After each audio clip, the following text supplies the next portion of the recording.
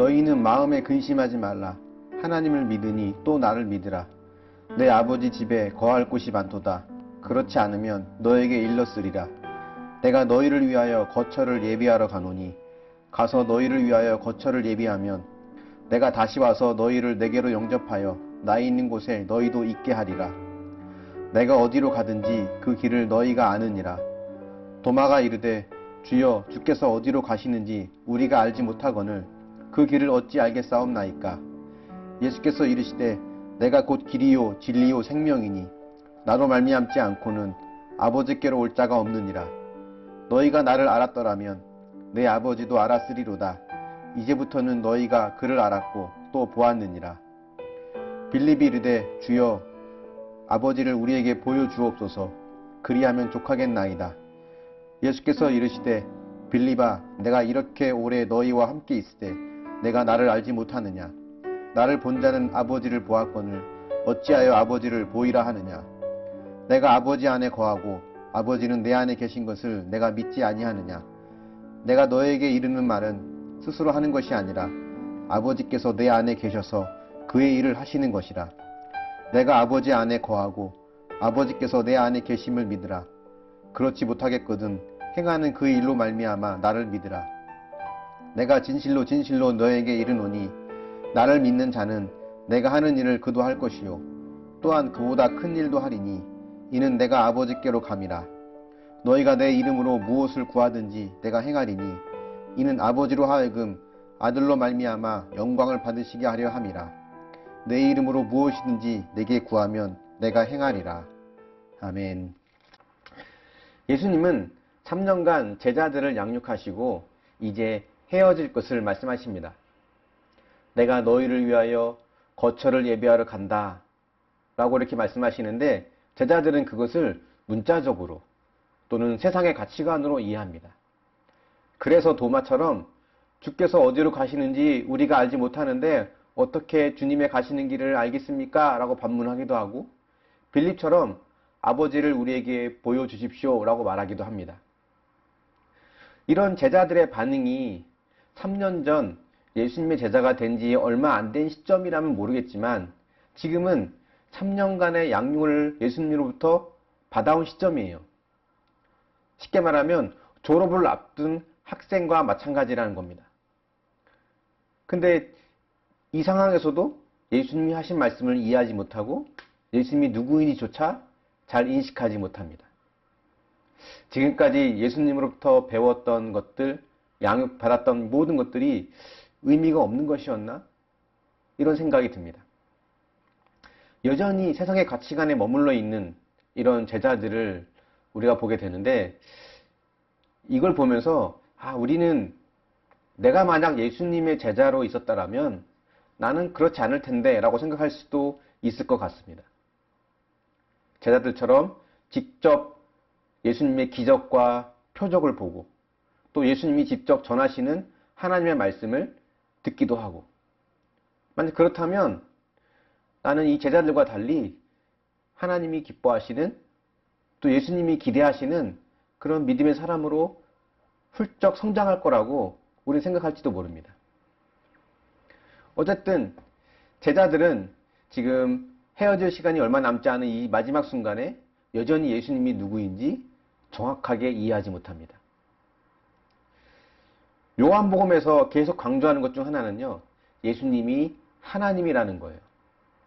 예수님은 그동안 그것과 관련된 표적을 많이 보여주셨습니다. 말씀으로도 많이 가르쳐 주셨어요. 그런데 제자들은 아버지를 보여달라고 하지 않나, 주님이 가는 길이 어딘지 우리는 알 수 없다고 하지 않나, 이상한 반응을 보입니다. 이걸 보면 믿음을 갖는다고 하는 것이 얼마나 어려운 일이고 또 그것이 얼마나 큰 은혜인지를 새삼 깨닫게 됩니다. 우리가 믿음이 있다고 하는 것은 저 믿음이 없는 저 사람보다 더 나아서가 아니라 하나님의 전적인 은혜가 있었기 때문이라는 것을 인정할 수밖에 없어요. 내가 예수님을 믿고 있다는 것, 그분이 우리의 구원자이시며 하나님의 아들이심을 내가 믿고 있다는 것, 내가 하나님 말씀을 알고 깨달아 가고 있다고 하는 것, 이것이 우리에게 주어진 가장 큰 기적입니다. 그래서 우리는 늘 빚진 자의 마음을 가져야 돼요. 좀 어려운 말로 거룩한 채무의식이라고 합니다. 이런 빚진 자의 마음이 있기 때문에 우리는 믿는 자로서 복음을 위해 참아야 하고 손해를 봐야 하는 것들을 억울해하지 않아야 합니다. 늘 결국은 믿음 있는 사람이 참아야 하고 말씀을 조금이라도 더 아는 사람이 양보해야 돼요. 그만큼 우리가 받은 은혜가 크다는 것을 기억해야 된다는 거죠. 혹시 안 믿는 남편이 기분 상할까봐 눈치를 보며 섬기고 있습니까? 안 믿는 이웃에게 복음을 전하기 위해서 여러분 참고 인내하며 사랑으로 섬기고 있습니까? 신앙이 약한 세가족의 마음을 읽어주며 배려하고 있습니까? 예수 믿는 것 때문에 마음대로 행동하지 못하고 눈치도 봐야 하고 그런 경우가 종종 있습니까? 근데 이런 모습은요, 먼저 믿은 우리에게는 당연한 일입니다. 근데 여러분, 믿는 자에게는 이런 불편한 점만 있을까요? 오늘 말씀에 보면 주님은 이렇게도 약속해 주십니다. 나를 믿는 자는 내가 하는 일을 그도 할 것이요 또한 그보다 큰 일도 할 것이다. 너희가 내 이름으로 구하면 무엇을 구하든지 내가 행할 것이다. 믿는 자에게는 이런 하나님의 약속도 주어집니다. 주의 이름으로 구하는 자에게 주님께서 이루어진다라고 말씀하시는데 여기서 주의 이름으로 구한다고 하는 것은 주님의 뜻을 구한다는 것을 말합니다. 내가 원하는 것을 주님께 말하고 끝에 예수님의 이름으로 기도합니다 라고 마무리하는 것, 그걸 말하지 않아요. 주님을 믿는다는 것은 내 뜻이 아닌 주님의 뜻을 구하고 주님의 뜻을 행하는 것을 말합니다. 그런 믿음을 가진 자들이 주님 안에 거하는 자예요. 주님은 그런 자들이 구하는 믿음의 기도는 응답하시고 또 그들은 주님이 하시는 일보다 더 큰 일을 하게 하신다라고 약속하십니다. 이게 믿는 우리에게 주신 약속이죠. 저는 이 약속이 여러분의 삶에서 실현되기를 원합니다. 그분의 뜻을 구하는 기도를 할 수 있기를 바랍니다. 그분의 뜻에 관심을 갖고 또 그 뜻에 순종하는 삶을 살려고 애를 쓰고 노력하는 저와 여러분이 될 수 있기를 바랍니다. 그렇게 우리 안에서 믿는 자의 권세가 나타나야 됩니다. 하나님께서 우리에게 주시는 은혜를 기억하고 때로는 이 믿음 때문에 손해보고 양보하고 불편함을 감수해야 되는 그런 어려움이 있다 할지라도 이것은 내가 먼저 구원받은 하나님의 크신 은혜 받은 자로서의 빚진 마음으로 감당해야 될 몫이라는 것을 기억하고 저와 여러분이 참된 하나님의 자녀가 될 수 있기를 예수님의 이름으로 축원합니다. 한번 묵상해 보십시오. 최근에 믿는 것 때문에 믿음 때문에 권리를 포기하거나 손해보고 참아야 했던 것은 무엇이 있었습니까? 그것이 억울해야 할 일이 아니라 먼저 믿은 은혜 받은 표징이라고 하는 것을 인정하십니까? 나의 기도가 주님의 뜻을 구하는 기도입니까? 아니면 욕심을 채우는 귀복적인 기도입니까? 오늘 하루도 하나님의 자녀로서 믿는 자에게 주시는 약속을 경험하고 그 은혜를 누리는 저와 여러분이 될 수 있기를 예수님의 이름으로 축원합니다.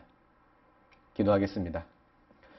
사랑의 하나님, 믿음 때문에 겪게 되는 손해보는 일, 참아야 되는 일, 또 불편을 감수해야 되는 일, 이 모든 것들이 우리에게 억울한 일이 아니라 감사의 내용이 되어지길 원합니다. 하나님이 주신 은혜 때문에 우리가 믿게 되었는데 이것이 얼마나 큰 기적이고 큰 선물인 것을 우리가 깨닫길 원합니다. 거룩한 채무의식으로 빚진 자의 마음으로 또 다른 누군가에게 복음이 전해지기 위해서 기꺼이 순종의 삶을 살아갈 수 있도록 도우시고 인도하여 주시길 원합니다. 또한 우리에게 주어지는 믿는 자에게 주시는 약속을 우리가 누리고 또 그 약속에 이루어지는 것을 경험하길 원합니다. 그리스도 안에 거하는 자가 되게 하여 주시고 주의 뜻을 구하는 자가 되게 하여 주시옵소서.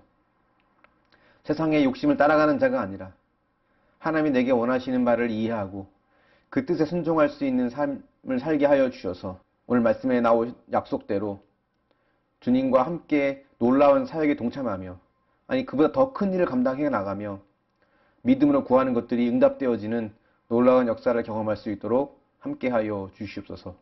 감사드리며 예수님의 이름으로 기도합니다. 아멘.